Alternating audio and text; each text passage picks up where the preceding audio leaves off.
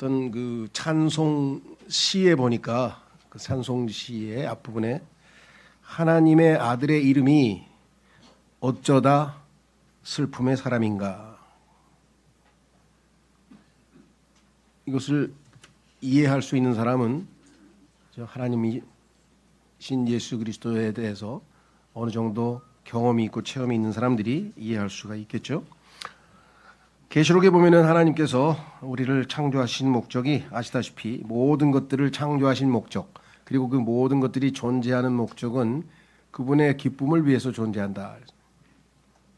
그럼 그렇게 기쁨을, 즐거움을 좋아하시는 분이시죠. 뿐만 아니라 시편 16편 11절에도 당신의 면전에는 즐거움이 충만하오니 당신의 오른손에 영원히 기쁨이 들어있나이다. 그럼 항상 기쁨과 즐거움에 처해 계셔야 될 분이 어쩌다가 이 땅에 내려오시면서 슬픔들의 사람이 되셨는가. 여기 좀 슬픔의 사람이라고 제가 줄였는데요. 오늘 성경 구절에 보면은 정확한 인용은 3절에 슬픔들의 사람. 슬픔이 하나가 둘이 아니시고 많은 슬픔들을 겪으신 분이시죠. 그래서 슬픔들의 사람 이렇게 하는 게 더 좋겠네요. 자, 그래서 오늘 제가 주님의 명령대로 주의 만찬을 하면서 기억하고자 하는 예수 그리스도는 슬픔들의 사람이신 예수 그리스도를 기억하고자 하는 것이죠. 제가 앞부분에 이렇게 썼습니다. 하나님의 말씀을 어기고 죄를 지은 아담과 이브에게 하나님께서 내리신 저주에 의해 죄, 저주, 결국 그 결과로 우리가 지금 겪고 있는 것이 슬픔과 고통이죠. 네. 여자에게도 남자에게도 슬픔과 고통은 필연적 숙명이 되고 말았습니다. 이 땅에 사는 모든 사람들은 다 슬픔과 고통 가운데 살 수밖에 없는 운명에 처했는데 그것은 하나님이 내리신 저주 때문이요. 그 저주를 내리신 이유는 하나님 앞에 죄를 지었기 때문이다. 창세기 3장 16절에 말씀하시기를, 그분께서 그 여자에게 말씀하시기를 내가 너의 슬픔과 너의 임신을 대단히 크게 늘리겠노라. 너는 슬픔 가운데 자식들을 출산할지니라. 대개 보면은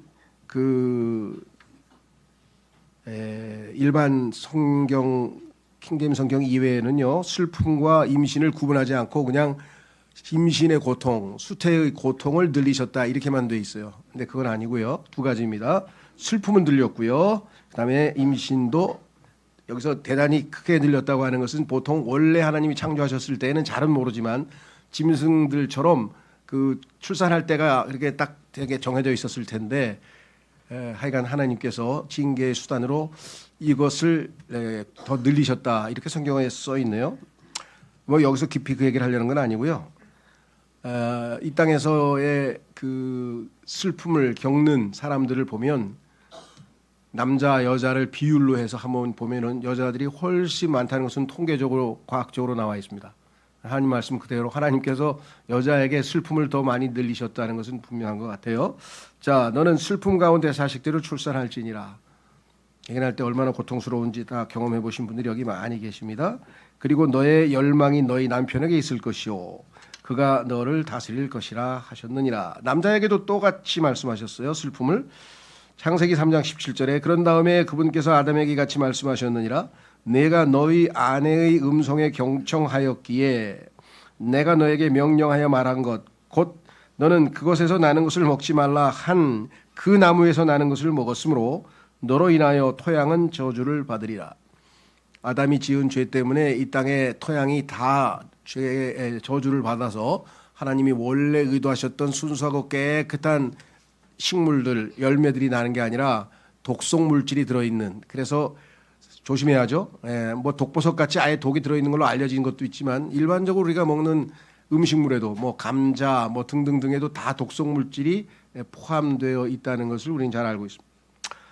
저주를 받느니라. 독성 물질만 아니라 중독 물질도 들어 있어서 그거 잘못 먹으면 이제 그 물질의 노예가 되죠. 지금 마약의 노예가 된 사람이 지금 전 세계에 얼마나 많은지 생각해 보면 하나님 말씀은 1.1획도 변함이 없습니다. 독성 물질, 그다음에 여기 나와 있는 이 중독 물질.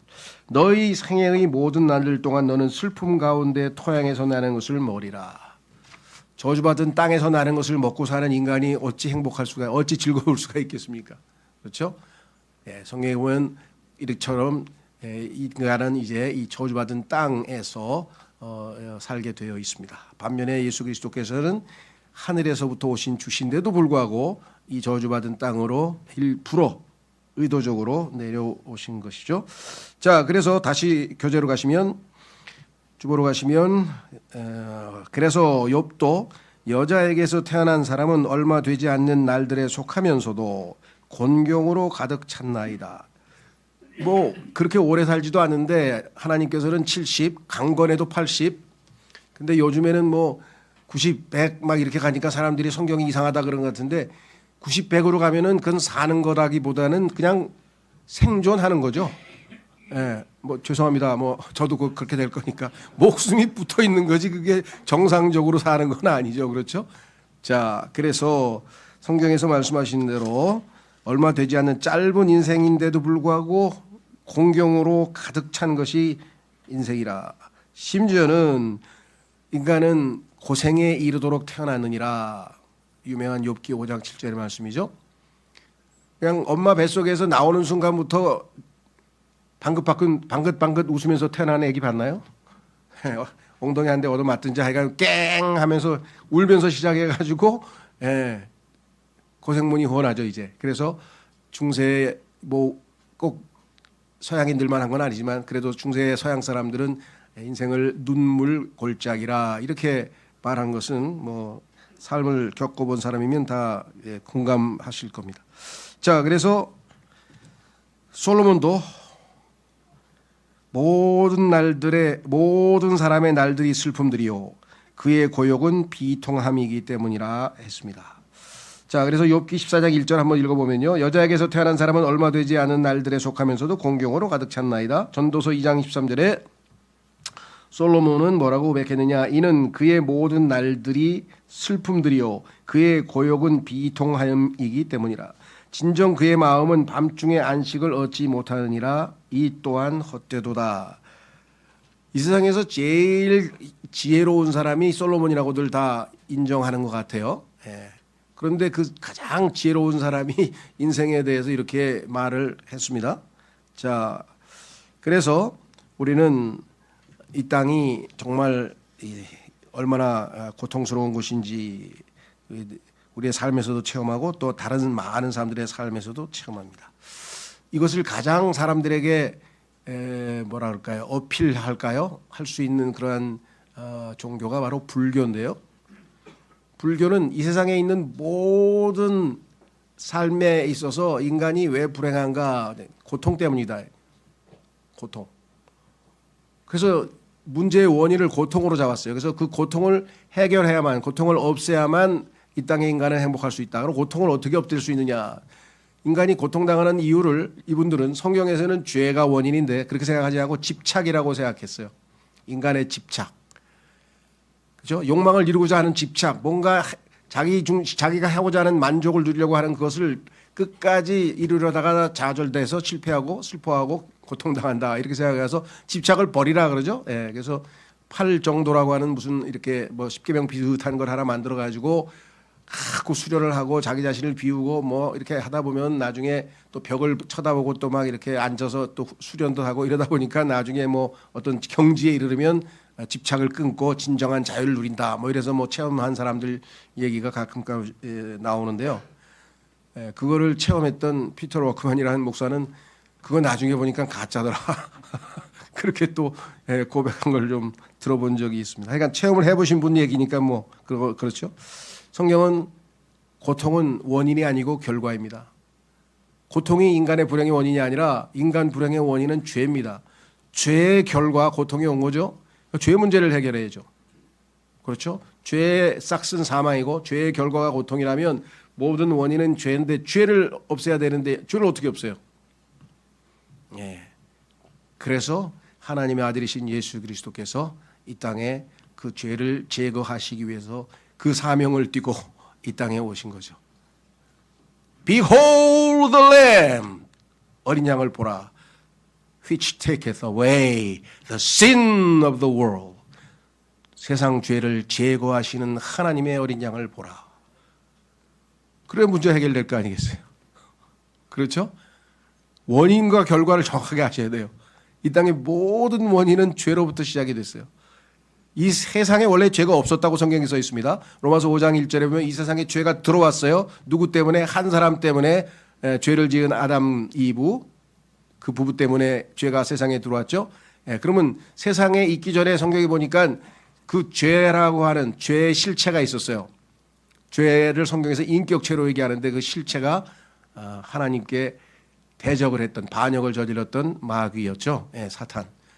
그래서 그에게 속아서 하나님 대신에 그를 주인으로, 주군으로 모시는 순간에 인간은 이제 나락으로 떨어져서 그것을 신학적인 용어로 타락이라고 합니다. 타락. 자, 그래서 어쨌거나 그런 일은 뭐 창세기에서 우리가 공부를 해서 잘 알고 있는데요. 그래서 결국은 이 땅에 있는 인간은 번영의 날과 그다음에 역경의 날, 즉 괴로운 날들과 즐거운 날들이 번갈아 왔다 갔다 하면서 계속 살다 보니까, 그렇죠? 모순된 환경 속에서 산다. 모순이란 말이 그 바로 거기서 나온 거죠. 항상 즐거우면 좋은데 기쁘고 즐거운 일이 있다가 갑자기 슬픈 일이 생겼어요. 그래서 그냥 슬퍼가지고 괴롭고 막 고통스러운데 어떤 날에 보니까 좋은 일이 생겼어요. 근데 이게 오르락내리락.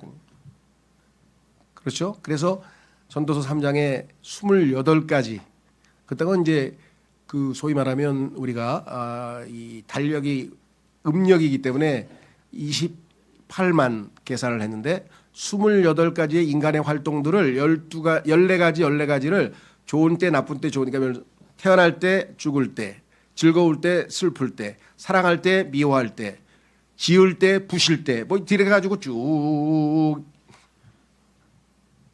그러면 좋은 것 플러스 내가 포지티브 하는 것, 좋은 날들이 지속이 되면 이 사람은 행복한 사람이고, 밑에 나쁜 날들이 비율이 더 많으면 이 사람은 좀 불행한 사람이고, 그래도 어느 정도 비율을 맞춰서 그냥 즐겁다가 괴롭다가 즐겁다가 괴롭다가 즐겁다가 괴롭다 나중에 죽었다. 그러면 그냥 그래도 평균 산 사람이고.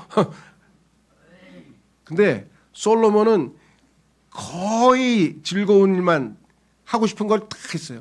내 마음이 원하는 것을 금하지 아니하였도다. 하고 싶은 것을 모든 것을 충족시킬 수 있는 모든 조건과 재원과 돈과 명예와 권력과 모든 걸 다 갖추고 있는 사람인데도 왜 마지막에 가서 헛되고 헛되니 모든 것이 헛되도다 했을까요? 마지막 한 가지를 해결 못했기 때문에요. 28개 중에서 13가지는 거의 좋은 쪽으로만 인생을 살았어. 60평생을. 그런데 맨 마지막에 한 가지를 해결 못했어요. 그것이 뭐예요? 죽을 때를 맞이해서. 그래서 뭐예요? 앞에서 즐거웠던 그 모든 것들이 다 허망하다. 아무짝에도 부질없다. 왜? 마지막에 가장 치명적인 마지막 원수 사망에게 당해서 결국은 죽었잖아요. 그래서 죽음을 해결하지 못하면 인간의 마음의 공허함과 허탈감과 이런 걸 해결할 수가 없어요. 그래서 예수님께서는 뭐예요? 핵심적인 거 2가지를 딱 공격 목표로 삼아서 죄와 사망을 멸하고 우리에게 죄로부터의 해방과 사망으로부터의 해방을 주시기 위해서 오신 거잖아요. 그렇죠? 십자가에서 우리 죄값을 치르기 위해서 정정당당하게 우리를 그냥 봐준 게 아니라 예수님이 대신 죄값을 치르셨고, 그래서 부활하셔서 우리를 부활의 생명으로 사망에서 벗어나게 해주셨고, 그렇죠? 그래서 그리스도인의 입에서는 팍나 죄와 사망. 야, 너희는 왜 그 좀 좋은 얘기 좀 하지? 막 입에 팍나 죄하고 사망. 왜 맨 그 얘기만 하냐? 죄하고 사망이 해결 안 되면 인간이 행복할 수 없기 때문에 나는 죄와 사망을 얘기하는 거는 나는 해결 받았어. 예수님 덕분에. 네가 해결을 못 받아서 지금 내가 괴로워가지고 네가 불행해질까 봐 지금 내가 참 노심초사하는 거지. 그렇죠? 정말 저는 희열을 느꼈어요. 인간은 왜 죽을까? 답이 없어. 왜 죽지? 뭐 신체적으로 늙어서 죽겠지. 노화 현상이겠지. 뭐 별의별 얘기를 다 하지만 그게 왜 너무 모순이잖아요. 인간은 태어나려고 살라고 태어났는데 왜 죽어? 프랑스의 의사가 그래서 뭐예요? 인생은 죽음이다. 왜 그러냐니까 세포 분열이 시작되는 게 이제 죽음을 향해서 첫 걸음을 뛴 거야. 몇십만 보, 몇억 본지 모르지만 걷다 보면 나중에 마지막에 죽음이잖아요. 그래서 그렇게 모순된 이야기를 한 것이죠. 더더군다나 힘이 세고 권력이 있는 사람들은 뭐 자기들이 좀 즐거움을 자기 마음대로 누릴지 모르지만 대다수의 사람들은 이 땅에 있는 사람은 다 학대받는 사람입니다. 그 사람들에게는 위로자가 없다라고 솔로몬이 전도서 4장 1절에 써놨어요. 대한민국 아마 전 세계에서 몇 퍼센트 안에 들게 지금 행복하게 사는 사람들일 거예요. 예, 뭐 굳이 뭐 팔레스타인의 가자 지구에 맨날 그 전쟁 터져가지고 막 일어나는 일 그것만 아니더라도요. 아프리카 저기 가면 뭐 굶는 사람 천지고요. 하루에 5만 명씩 어린애가 굶어서 죽습니다. 지금 유니세프의 통계에 따르면. 밥 한 끼 먹으면서도 행복하게 느끼세요. 예? 이 땅이 그렇게 비참한 세상이 되어버렸어요. 인간이 5천 년 동안 6천 년 동안 만들어놓은 세상이 이 모양이 이 꼴이 됐어요. 그래서 하나님께서도 아마 오늘 말씀한 것처럼 그때가 가까이 이제 때가 돼 온 것 같아요. 완전히 뒤집어 엎으셔서 심판하시고 새로운 출발하셔야 되겠죠. 자, 그래서 둘째 문단에 보시면 아무런 위로자 없이 끊임없는 고통의 연속인 눈물 골짜기 인생을 살아가는 죄인들에게 육신을 입고 찾아오신 하나님이신 예수 그리스도 또한 슬픔들의 사람이요 비통함에 익숙해진 분이셨습니다. 이 땅에 오셔서 이 땅에 적응을 하신 거죠. 자, 전도서 4장 1절에 보면은 이렇게 제가 썼습니다. 그렇기에 내가 다시 돌이켜 해 아래에서 행해지는 모든 압제들을 숙고하였도다. 그리하여 압제당한 자들의 눈물들을 보나니 그들에게는 위로자가 없었노라. 그런데 우리에게는 위로자가 계시잖아요. 그렇죠? 예수님께서 내가 또 다른 위로자를 너에게 보내겠노라. 컴포터, 예수님의 성령님의 타이틀이 하나잖아요. 그리고 그들의 압제자들 편에는 권세가 있었노라. 그렇죠. 남을 괴롭히는 사람이 힘이 있으니까 권력이 있으니까 괴롭히죠. 그러나 그들에게는 위로자가 없었노라. 이 땅에서 너무나 불쌍한 사람들이 있어요. 위로자가 없는 사람들이 위로자가 와 계신다는데 위로자를 찾지를 않아. 오라고 손을 벌리고 지금 계속해서 부르시고 계신다고 성경에 썼는데 오지를 않아요. 수고하고 무거운 짐진 자들아 다 내게로 오라고 계속해서 오라고 부르시는데 안 오잖아요. 그렇죠? 자, 그래서 예수님께서는 이제 자신의 신성을 그렇죠? 신격을 지니신 그 하나님께서 이 땅에 이제 인간의 몸을 입고 나타나셨습니다. 디모데전서 3장 16절에 또한 경건의 신비는 논란의 여지없이 위대하도다. 하나님께서는 육체로 명백하게 나타나셨고 성령 안에서 정당함을 입증받으셨으며 천사들에게 보이셨고 이방인들에게 선포되셨으며 세상 속에서 믿어지셨고 영광 속으로 들리어 영접받으셨도다. 이 구절을 읽을 때마다 야, 이거는 인간이 쓴 게 아니고 하나님이 쓰신 게 맞다라는 생각이 들 때가 있어요. 이것뿐만 아니라 다른 것도 많이 있지만 왜? 아니 어떻게 예수님의 인생을 이렇게 한 줄로 딱 썼을까? 그렇죠. 예수님의 인생은 육체를 입고 명백하게 나타나신 것부터 시작합니다. 그렇죠. 출생. 하나님께서는 육체로 명백하게 나타나셨고 33년 반을 사셨어요. 이 땅에서. 단 한 번의 율법도 어기지 아니하시고 단 한 번의 양심도 거리끼지 아니하시고 100% 죄 없이 완전하게 그래야 죄 있는 인간을 대신해서 죽을 수 있으니까. 죄인을 대신해서 죽으려면 죄가 없는 누군가가 죽어야지. 자기도 죄가 있으면 자기 죄로 죽지. 그래서 뭐예요? 정당함을 입증받으셨으며 그분은 이제 완전히 의로울 뿐만 아니라 죄가 없으실 뿐만 아니라 하나님의 속죄 헌물로 죄인들을 대신해서 죽을 정당성을 확보하셨고 천사들에게 보이셨으며 이게 무슨 소리일까요? 생각해 보세요. 저 셋째 하늘에 삼위일체 하나님이 항상 계셨는데 그렇죠.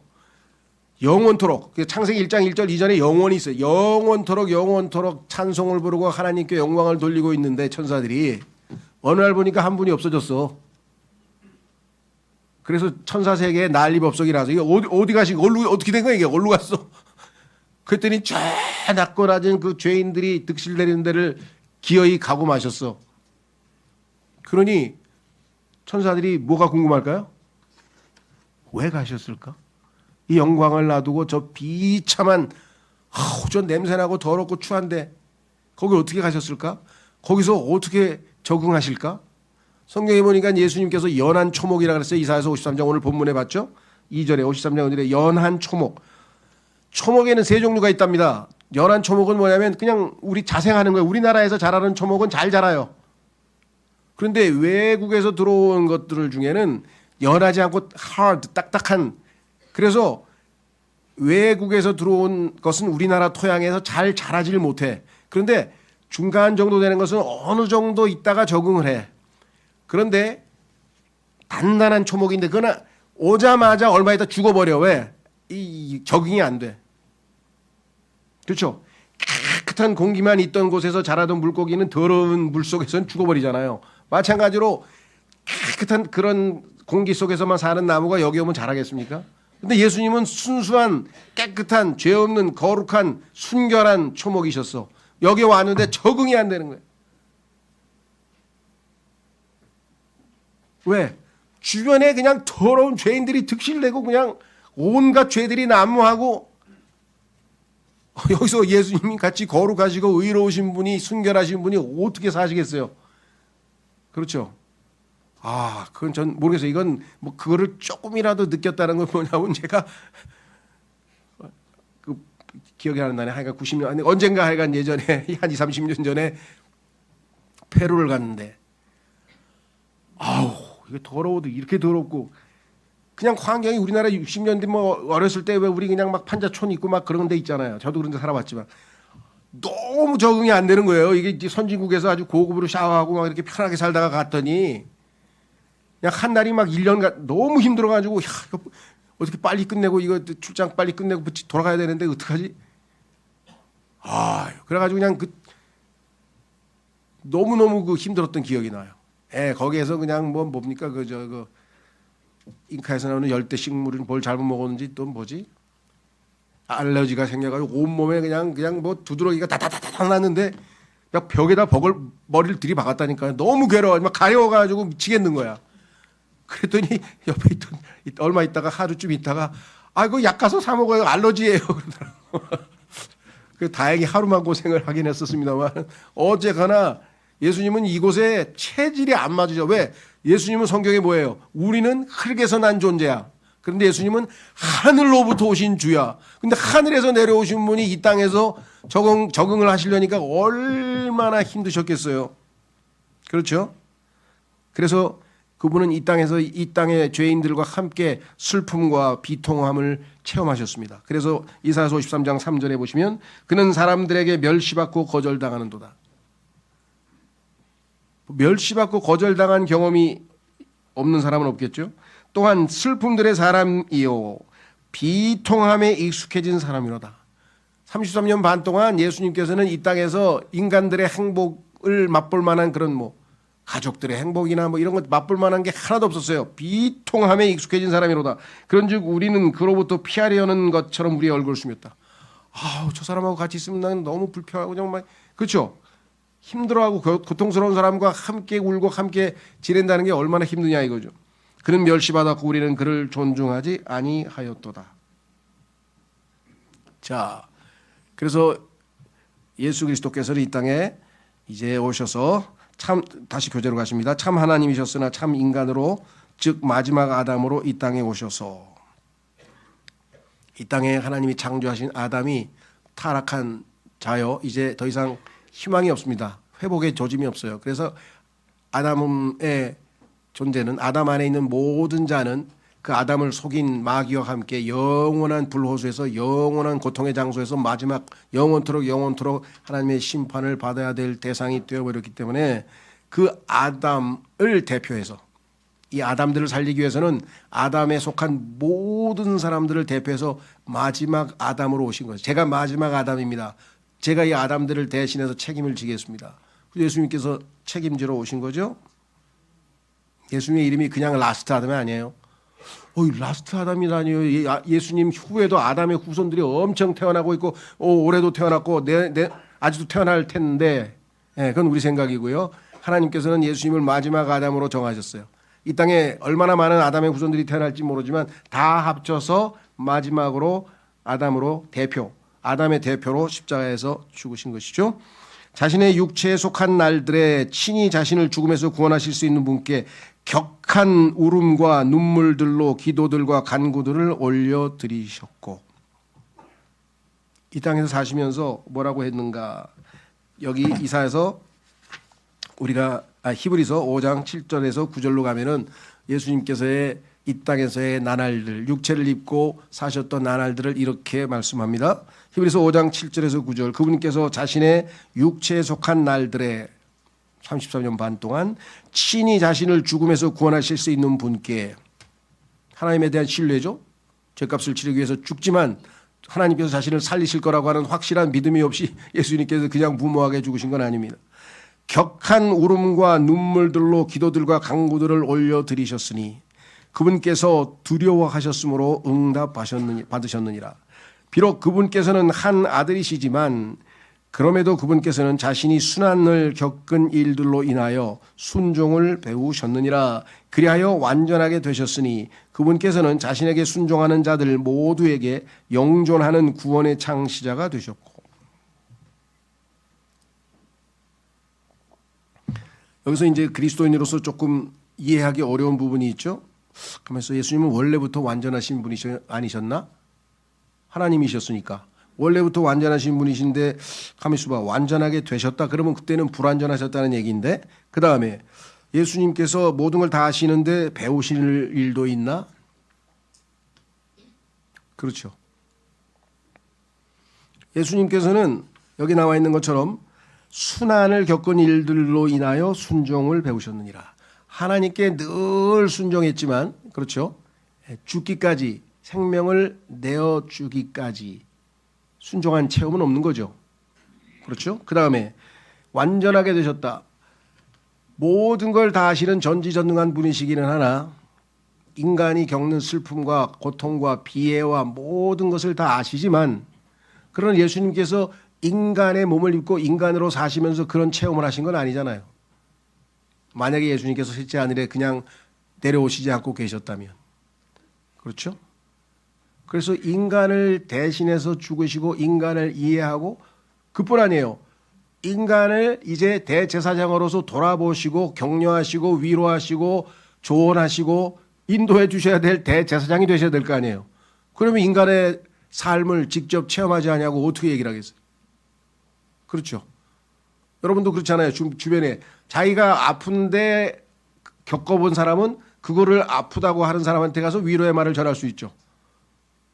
야, 그거 무지하게, 예를 들면 대상포진을 겪었다. 그럼 대상포진 겪어본 사람이 가가지고 그거 무지하게 아픈데 하여간 이렇게 해서 하여간 한 달만 잘 참으면 약 잘 먹고 이렇게 하면 낫을 수 있습니다. 그러면 위로가 되겠죠. 그렇죠? 뭣도 모르는 사람은 가서 이렇게 대상포진, 아이고, 뭐 스폰하고 약 먹으면 되지. 왜 이렇게 막 힘들어하는 거야? 왜 그러는 거야? 그렇게 아파봤나요? 그렇죠. 예. 하여간 고통 중에서 여러 가지가 있지만 내가 겪어본 고통일 때에는 다른 사람들에게 위로의 말씀입니다. 그래서 예수님께서는 이 땅에서 인간이 겪을 수 있는 최고의 고통들을 다 겪으셔서 비통함에 익숙하고 모든 걸 겪어보셨어요. 그래서 결국은 완전하게 되셨다. 그래서 9절에 그분께서는 자신에게 순종하는 모두에게 영존하는 구원의 창시자가 되실 수 있게 되었다라고 성경은 말씀을 했습니다. 다시 교재로 가시면, 이로써 자신을 희생 제물로 드리심으로, 에베소서 5장 2절에 보면은 예수 그리스도께서 자신을 드린 것에 대해서 뭐라고 말씀하시는가? 여기 에베소서 5장 2절은 안 나와 있나요? 예? 네, 에베소서 5장 2절 한번 찾겠습니다. 여기 있어요? 성경에 안 띄었죠? 제가 에베소서 5장 2절 거기에 보면은 예수님께서 어떻게 자신을 희생제물로 번제물로 하나님께 바치셨는가 구절이 있는데 확인해보고 넘어가겠습니다. 제가 그 성경 구절 하나 써놨죠. 에베소서 5장 2절, 에베소서 5장 2절 말씀. 그리고 그리스도께서도 우리를 사랑하신 것 같이 또 우리를 위하여 자신을 감미로운 향기를 내는 제물이자 희생 제물로 하나님께 드리신 것 같이 사랑 안에서 살아가라. 자, 예수님께서 이렇게 우리를 대신해서 죽으신 이 모든 것은 동기가 딱 하나뿐이에요. 마음 깊은 곳에 inner motive, 내적인 동기는 뭐냐? 사랑입니다. 하나님께서 세상을 이처럼 사랑하셨기 때문에 그 하나님의 사랑을 전달하고자 예수님께서 십자가에서 죽으신 거예요. 다른 동기가 없어요. 여러분 생각할 때는 뭐예요? 내가 그처럼 사랑스러운가? 아니에요. 죄송합니다. 역겨워요. 하나님 보시면 너무 더럽고 추하고. 왜? 우리의 겉모습만 보시는 게 아니잖아. 우리 마음속에 13가지 죄가 들어있다 그래서 한번 확인해 볼게요. 자기를 자꾸 미화시키는 분이 계실 것 같아서 저는 이거를 읽을수록 나는 미화가 안 돼. 예. 마가복음 7장. 왜? 내 속에 이게 들어있는데 뭐가 멋있고 거울은 왜 봐요? 난 다행히 거울은 우리 속을 안 보여줘서 다행인데. 예? 마가복음 7장. 찾으셨습니까? 20절. 마가복음 7장 20절. 이어서 그분께서 이같이 말씀하셨느니라. 그 사람에게서 나오는 것 그것이 그 사람을 더럽히느니라. 사람들은 뭐가 사람을 더럽게 하는지 몰라요. 지금 국회에서 그냥 더러운 말이 나오고 막 방송에서 더러운 물이 나오고 막 그냥 입에서 계속 더러운 것만 나와요. 더러운 거. 보세요. 21절. 이런 속에서 인간의 속에서 나오는 거. 그 사람들의 마음에서 악한 생각들과 모든 악한 생각들이 다 마음속에서 나옵니다. 간음들과 요새는 이게 그냥 잘못이 아니고 유행이에요. 유행. 음행들과 살인도 막 거의 유행처럼 됐어 지금 이제. 요즘은 무서워요. 왜? 누가 가방에 칼 가지고 다니는지 모르겠어. 갑자기 아무나 막 칼을 꺼내가지고 그냥 찌르는 행동이 하도 많아가지고. 그 다음에 도둑질들과 남의 전세금을 왜 다 도둑질해 먹는지 모르겠는데 탐욕과 사악함과 속임수와 음란과 악한 눈과 신성모독과 교만과 어리석음이 나오기 때문이라. 이 모든 악한 것들이 속에서 나와 그 사람을 더럽히느니라. 그러니 예수님은 그냥 사람 속에 이 더러운 것들이 다 보이시는데 얼마나 힘드시겠어요. 그렇죠? 우리가 뭐 자격이 있어서 사랑하신 게 아니라 죄인, 한마디로 하면 죄인인데도 불구하고 사랑하셨다고 성경에 말씀해 주셨죠. 그래서 그거를 성경에서 뭐라 그러냐면 어떤 방식의 사랑이었느냐, 그런 죄인들을 향해서 하나님께서 하신 상한이 What manner of love, 그 어떠한 사랑이냐. God loved the world 할 때 그냥이 아니고 so loved the world, 이처럼 사랑하사, 죽기까지 사랑하사, 사랑스럽지 않은데도 사랑하사, 역겨운데도 사랑하사, 추하고 더러운데도 사랑하사. 한번 생각해 보세요. 그 사랑이 어떤 사랑인가. 그래서 우리를 위하여 저주가 되시어 율법의 저주로부터 우리를 구속하셨습니다. 저주로부터 벗어났습니다. 얼마나 감사합니까? 갈라디아 3장 13절에 그리스도께서 우리를 위하여 저주가 되시어 율법의 저주로부터 우리를 구속하셨느니라. 이는 기록되기를 나무에 달리는 모든 이는 저마다 저주를 받느니라. 구약에 예언된 대로 십자가에서 나무에서 달리셨죠. 자, 주님은 우리의 비통함을 담당하셨고 슬픔들을 짊어지신 것입니다. 이사야서 53장 4절에 확실히 그는 우리의 비통함들을 담당하셨고 우리의 슬픔들을 짊어졌도다. 그럼에도 우리는 그가 매를 맞고 하나님께 맞아 고난을 받는다고 여겼도다. 우리 죄 때문인데, 우리의 죄로 인하여인데, 우리를 사랑해서인데, 우리하고 하나님과의 관계를 잘 모르는 사람들은 다 그냥 뭐 무슨 큰 죄를 졌나, 왜 이렇게 저렇게 비참하게, 로마 시대의 극형, 최고의 극형이 십자가형인데 왜 이렇게 십자가에서 극형을 당할까? 제일 악한 죄인이었구나, 이렇게 생각했지만 그것은 아니었다. 다시 돌아오셔서 그러나 하나님께서 주님의 기도를 응답하셨고, 히브리서 5장 7절에 예수님은 이렇게 기도하셨습니다. 그분께서 자신의 육체에 속한 날들에 친히 자신을 죽음에서 구원하실 수 있는 분께 격한 울음과 눈물들과 기도들과 강구들을 올리셨으니 그분께서 두려워하셨으므로 응답 받으셨느니라. 예수님께서는 십자가에서 죽는 그것을 두려워하신 게 아니라 영원한 사망의 권세, 저 밑에 있는 악한 마귀의 사망의 권세에 포로가 돼서 영원을 보내실 것에 대한 두려움이죠. 하나님이 자신을 건져내실 것을 믿고 응답을 받으셨습니다. 그분을 사망의 고통들에서 풀어주셨습니다. 기록하기를 사도행전 2장 24절에 그분께서 사망에 붙들려 있는 것이 불가능하였기에 하나님께서 그분을 일으켜 세우시어 사망의 고통들에서 풀어주셨느니라. 예수님은 자기 죄 때문에 가서 죽으신 게 아니에요. 다른 사람의 죄값을 치르러 가신 것이에요. 그렇기 때문에 자기 죄가 없기 때문에 거기에 영원히 있어야 될 이유가 없어요. 하나님께서 풀어주셨느니라. 그래서 이제 아버지께로 복귀하셨어요. 요한복음 17장에서 마지막 하나님께 보고서를 올리셨죠. 하늘에 있는 아버지께 Holy Father, 거룩하신 아버지요, 내가 오늘 finished, 다 아버지께서 하라고 하신 일 다 마쳤습니다. 이제 내가 하나님을 영화롭게 하니 아버지도 나를 영광스럽게 해주십시오. 쫙 해서 요한복음 17장의 마지막 기도를 제자들이 다 들을 수 있도록 큰 소리로 기도하죠. 성경에서 가장 위대한 곳, 사람들마다 다 조금씩 다르지만요, 제일 많은 사람들이 얘기하는 것은 로마서 8장이고요. 그 다음 요한복음 17장인데 저는 요한복음 17장이라고 생각해요. 예수님의 하나님께 대한 기도가 가장 성경에서 깊은 지성소에 있는. 왜? 하나님과 예수님과의 요즘에 뭐 이렇게 막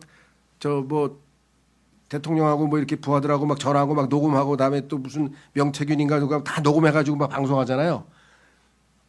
들을 가치가 없어요. 그런데 하나님과 아드님과 대화하는데 아드님의 음성이 아드님이 직접 아버지께 아들 하나님이 인간이 되셔서 하나님이 시키신 모든 일을 다 끝마치고 아버지께 보고를 하는 그거를 큰 육성으로 들려주셔서 우리에게 기록돼서 다 읽을 수 있다. 생각해 보셨어요? 이거는 정말 들을 가치가 있죠. 예.